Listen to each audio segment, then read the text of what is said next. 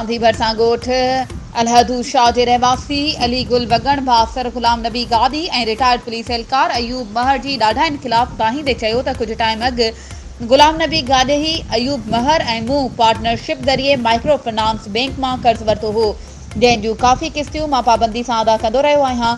पर बेरोज़गारी सबबि कुझु किस्तूं अदा न करे सघियसि। जॾहिं त गुज़िरियल महीने में मूं 8,000 जमा कराया आहिनि। हुन वधीक चयो त मुंहिंजा पार्टनर गुलाम नबी गादी ऐं रिटायर्ड पुलिस एहलकार अयूब महर रोज़ानो फ़ोन करे मूंखे ऐं मुंहिंजे पुटनि खे पुलिस हथां गिरफ़्तार कराइण सां गॾोगॾु मुतमार धमकियूं ॾेई रहिया आहिनि, जंहिं सबबि असां बेरोज़गार हुअण बावजूदि बि घर में वेहण ते मजबूर आहियूं।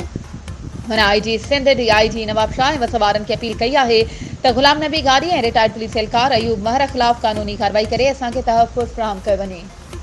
वधीक ख़बरूं ऐं अपडेट्स जे लाइ असांजे चैनल खे सब्सक्राइब कयो